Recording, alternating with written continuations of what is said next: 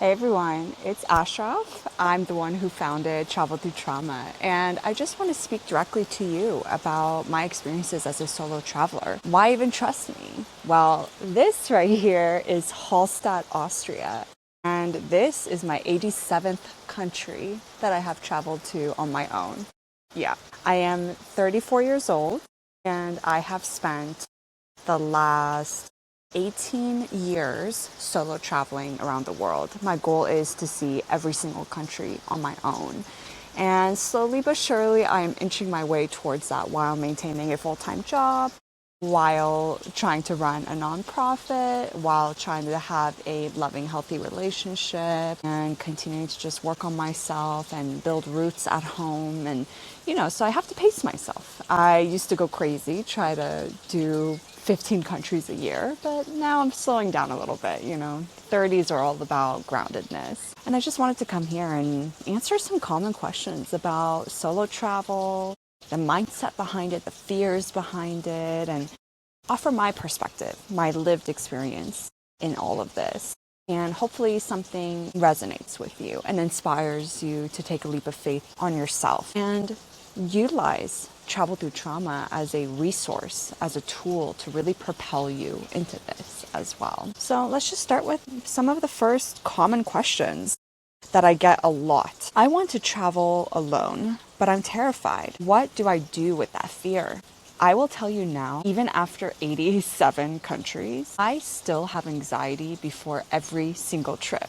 I still think, well, what if this is the one that I can't figure it out? What if this is the one where I get hurt or something gets stolen?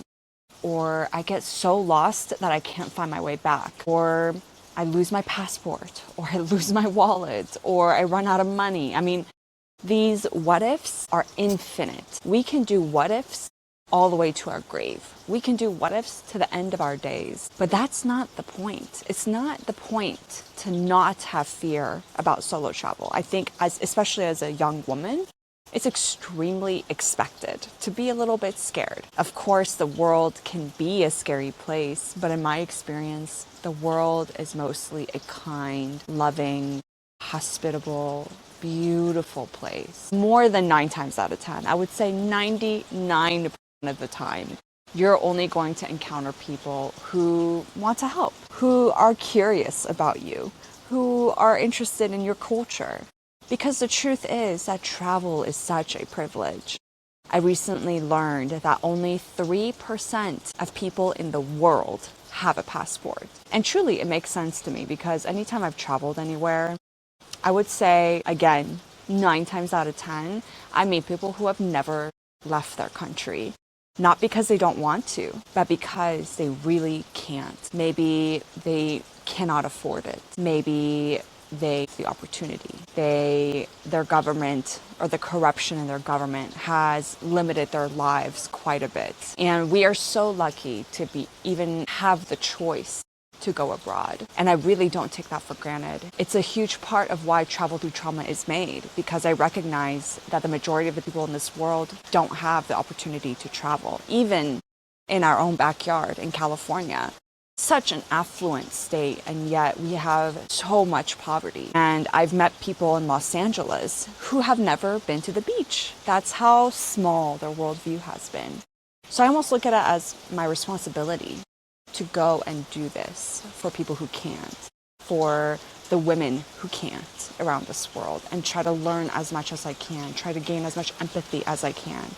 Going back to the fear question though, because I really digressed. It's not about not being scared. Being scared is a healthy human thing. If you weren't scared and you were going on your first solo trip, I would be concerned. I'd ask, what are you covering up? What are you compensating for? Are you okay? That you're not feeling any fear going into this. Rather, what I want you to look at it as is, I am being courageous, because you cannot be brave without the fear. The fear is a necessary component in bravery and courage. And that's what I want you to focus on is, I am being courageous. I am being brave to go out into this world by myself and discover something new about myself, about the world, about the people in this world. I mean, look at this beautiful nature. You realize how remote we are? I wasn't even sure if I was going to make it on time. I didn't even know I had to take a ferry to get here until I got here. I almost didn't have enough cash at all. Like it was €4 and I didn't have €4 on me. You have to like figure it out and ask around and try to find an ATM at one of the train stops and rush and, but you figure it out. That's the point. And with each time that you're scared going into one of these trips, you learn something about yourself. You learn what you're capable of. You learn that your tolerance is greater than you even expected. You thought your limit was over here. I'm only capable of doing this. But then you hit that limit and you realize, oh, maybe my limit is out here, or maybe it's out here. But that's the beauty of self-discovery is you realize over time, maybe I'm limitless. And you bring that confidence back home with you. And that's what's important, is the lesson you bring home with you. Because at the end of the day, the point of traveling solo is a self-development tool. That's how we utilize it, is travel through trauma. We really want you to learn the most about yourself that you can. Otherwise, yeah, you can make this an Instagram trip, but that's not really the point, is it? I mean, I started traveling in 2008, before Instagram was a thing. Not to age myself, but that's the reality. Before Google Maps is a thing. So honestly, you guys are in pretty good shape. If you're starting off with your solo travel now, it's easier than ever to do this. But let me move on to the next question. Well, this is more of a mindset question.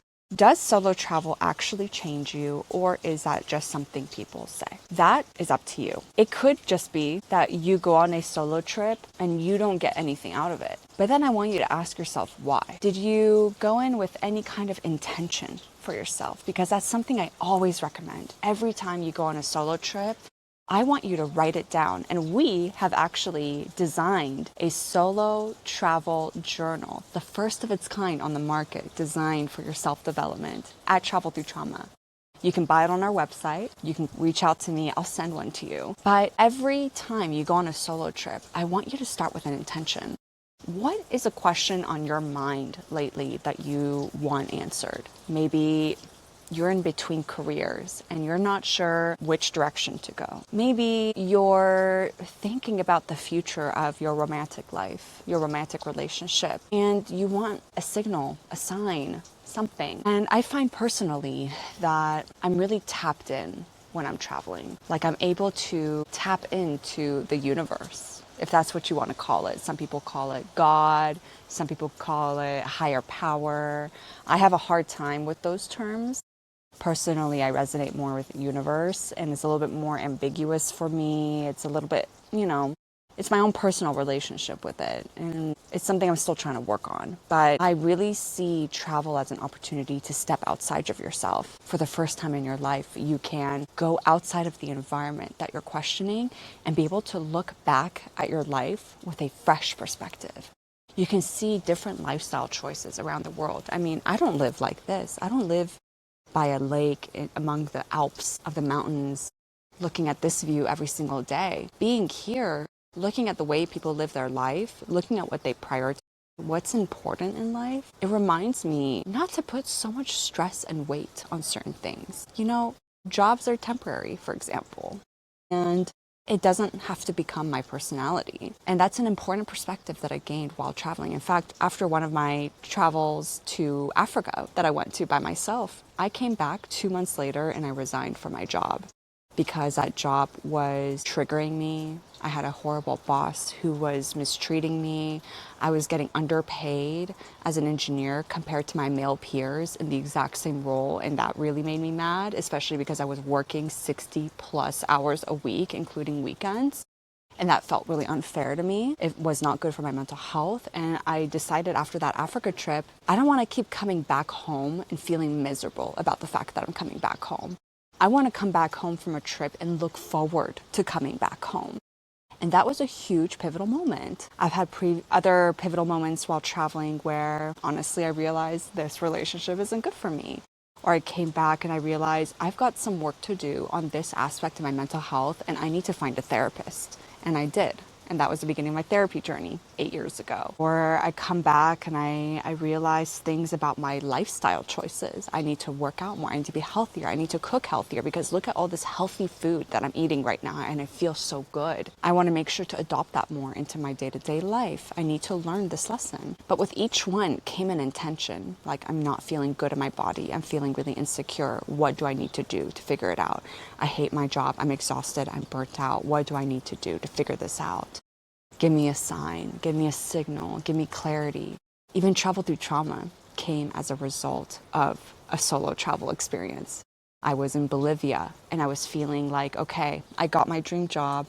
I'm living in my dream life, my dream apartment. I have my dream man. Why do I feel so empty inside, so unfulfilled, so meaningless in my life? And the idea of travel through trauma just came as a spark. I didn't know what it was at the time. I didn't have the name travel through trauma formulated at the time, but I remember being in Bolivia and I had a conversation with a Filipino guy who was on his first solo trip. And he was expressing to me all his fears, his doubts, and I was supporting him. I was like, yo, you got this. Like, this is what I've learned through my experience as a solo traveler. I mean, at the time, I had maybe traveled 70 countries, but I had learned a lot. And he's like, you should do something with this knowledge. Like, people need to know this. He's the first of his family to leave the country ever in the Philippines. And I was like, you're right. Like, I know this is a need in the world, but what does it look like? And I had no idea. But the thought, that seed was planted. And 2 weeks after I came back from my trip, which was a month after that conversation, it finally occurred to me. I was like, a nonprofit, that's what I can do with it. But that's because I sat with that. And I would not have had that moment of inspiration if it wasn't for that trip. I am pretty sure of it. I mean, it maybe would have come with another trip, but the timing was just too auspicious. I went into that trip feeling I'm unfulfilled and I don't know what to do with my life. Like, what do I do day to day that makes me feel like I am doing good for the world and leaving behind something that really helps people, something that I feel is part of my mission on this planet, because I don't want kids. So that aspect of my legacy has to maybe come through a different form. And I don't really care about legacy, but you know what I mean. It's like my baby, and that's where it came from. So who knows what you might learn? That self-development aspect is really up to you. You have to make a choice ahead of your trip to ask yourself, what do I want to work on? What am I hoping to gain from this trip? And go in with that intention and let it unfold naturally. Don't force it. Don't try to chase it. Just go about your trip as it's allowing you, as it's unfolding. And who knows, maybe sometime on that trip, it'll just come to you naturally. You'll have a moment by yourself, or you'll have a conversation, or you'll have a train ride or a bus ride where suddenly you're like, oh, I'm getting a sign, a signal, some clarity, something, and hold on to that. See where it goes. Journal about it in our Soulful Travel journal that we've designed. It's specifically designed for solo trips that are, multiple days long. We've designed it to be 3 weeks in total, but you can use the same travel across multiple trips like I've done. You can use one journal per trip. Like, you can do whatever you want with that journal. And it comes with a bunch of art therapy practices as well, designed by our amazing artist, Caitlin Pearson, who has been part of this team for a little bit as well. Next question. What's the one thing first-time solo travelers always get wrong? I don't know, actually. I think the one thing they might get wrong is about themselves and what they're capable of. I think a lot of people will have a lot of limiting beliefs subconsciously ingrained inside them by their parents, society, life experiences as a student, life experiences as a friend that have told them that they are or are not capable of something. But I am truly of the belief that every single person, no matter if you have a mental or physical disability, no matter if you have financial limitations, no matter if you have, time limitations, whatever you prioritize, it's what you're going to pursue. And if you prioritize solo travel, the opportunities in your life could be so expensive. I don't pay for the newest iPhone. I don't pay for the newest clothes. I always thrift my clothes. I make sure to save my money so that I can solo travel. And I solo travel in a very frugal way. But I didn't have money for a long time while I was doing this. I mean, I was in high school when I started. And I had nothing. I mean, there was a time where I was in Italy and I was 19 years old and I only had $12 left in my bank account. And I spent the rest of the week eating one pizza slice a day. And people I would meet along the way would like help me out. They were very generous and I would never really ask them for anything. But they're like, hey, I got you on this meal. Like, don't worry about it, you know? And I was like, wow, I will find a way to repay you in the future. And I kept in touch with them. And I just want you to know, like, you're capable of anything.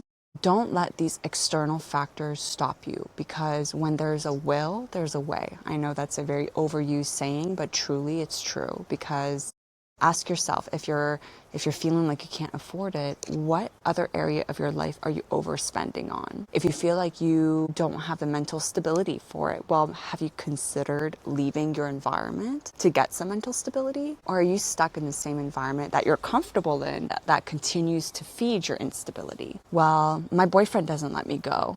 Well, is that really the right relationship for you? Is that the healthiest friendship for you to have for this expansive life that you want to lead? Maybe you need to have a conversation with that individual. Whatever it is, bring it back on yourself and know that you can make a different choice to make this dream possible for you. So the biggest thing I would say solo travelers get wrong is that they can't do it, but you can. Anybody can. It's really just a matter of what are you going to prioritize. And if in spite of all that, you still feel like you can't because of financial reasons or family reasons, mental health reasons, that's why Travel Through Trauma exists. Apply. We'd love to help you go on your first solo travel journey. Can solo travel actually be therapeutic, or is it just that marketing? Yeah, it can be therapeutic. And I think it goes back to my earlier point is you have to choose for it to be therapeutic. Ever since Instagram became a thing, I do go around and maybe judge some of the people who are at these beautiful locations, taking massive photo shoots and not really sitting with it, not really being present with it. And I see that as being a huge missed opportunity. Like, you could just be sitting on the shore without your phone, looking at the landscape instead of figuring out what is the best shot I can get of this landscape. That was a missed opportunity for you to have a therapeutic moment with the travel. Or I see people who are very adamant, like they're going to live the 5-star resort life. And frankly, as nice as that can be and as comfortable as that can be, in most places around the world, the 5-star resort is very detached from the reality of the country. You're not necessarily going to experience the country the way the country wants you to experience it if you're secluded in a 5-star resort. I mean, you might have this nice private beach, but why not go to the local spot? Why not go to the local hiking areas? Why not go to the local restaurants and experience the people, experience the culture, experience the lifestyle? That is going to be such a stark contrast from your lifestyle in more cases than not, especially if you're coming from like the United States. And that can be a very therapeutic moment because it breaks that cycle. It breaks the loop. It interrupts your cycle of insanity. And that's what therapy is. Therapy is an interrupter of your cycle. It injects new thought processes, new information into something that you have deemed to be normal and true, but it might not be good for you. So again, it's your choice about making therapy or making travel a therapeutic experience. The marketing aspect is more people, I think, making it a social media experience, but that's not necessarily reality. I have gone to some of those social media popular sites before, and I've looked at the monument or I've looked at the place and I'm like, that's it? And I went out of my way to go see what is this thing that's so popular on social media. And it kind of underwhelmed me. But when I went off the beaten path and I got to experience the town, the city, the country, the way that I'm feeling called to experience it, walking around and I'm like, I kind of want to go left in this alleyway. I'm curious, what's down this alleyway? I'm going to go off the beaten path a little bit. I'm going to go in a different direction. I'm going to get lost a little bit, intentionally get lost and find my way back, obviously. And thank goodness for Google Maps, which I did not have when I first started traveling. But getting lost is really part of that therapeutic experience. Go off the beaten path, create your own experiences, create your own memories, create your own relationship with that country. Not the relationship that other people say they have with the country, but your own relationship with that country. So why did I build a whole nonprofit around solo travel? I kind of alluded to it earlier, but life can be hard. And I grew up in a very challenging situation where I was not given support, validation, resources, and I'm grateful to have the resilience that I have to fend for myself, to find help for myself, to get like professional support for myself, whether it's therapy, whether it's financial coaching, whether it's getting a personal trainer, whether it's, making sure that I can address the gaps on my own and having an engineering career that affords me these possibilities. But that's not the reality for everybody. I think people deserve and need more structured guidance to truly break cycles of generational poverty and generational trauma. And I truly believe with my whole heart that solo travel is the most untapped, underutilized, and under-resourced mental health tool that we have at our disposal. And it's the X factor. It's the secret sauce. It's the thing that brings it all together when you have gone through all the other aspects of therapy and financial coaching, health and fitness coaching, self-defense, and everything. But you get to actually see yourself practicing it. You get to see yourself feeling inspired for the first time in your life, feeling creative, feeling energized, feeling in touch with yourself, in touch with humanity, feeling like you're getting a fresh perspective on your own life because maybe you're seeing a different perspective of the world, a different lifestyle. And it's impossible to recreate that in your own home environment. I've tried. It doesn't work. Something about the familiarity and the comfort of being in my home environment where I know the language, where I know the currency, where I know how to get around, where I have my own transportation, where I have my friends, you're unable to achieve that same level of truly deep inspiration that you can find when you're in this beautiful, beautiful place like this. I had the inspiration to create this video for the first time ever. I'm not comfortable speaking in front of video. I get very self-conscious, and yet here I am trying it out for the first time because I had a moment just now 15 minutes ago, actually now it's closer to 25 minutes ago, so 30 minutes ago, where I realized, hey, I'm only here for one more day. Like maybe I can create something that helps someone and inspires them to be part of our Travel Through Trauma community.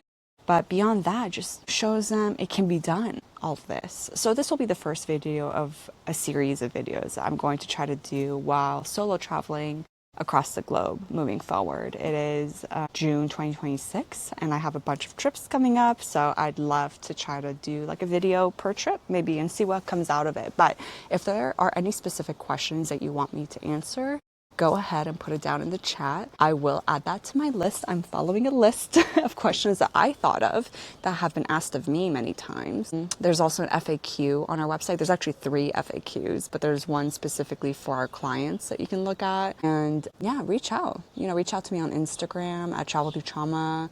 Reach out by email at ashraf@travelthroughtrauma.org or even info@travelthroughtrauma.org. I check both emails. Send a note through our contact form on our website. There's 100 ways to get in contact with me. You can text me at the number that's on the website, 213-534-7773. You have your options, but I'm here to answer any questions. I'm here to empower you, to enable you to do a trip like this. Let's go.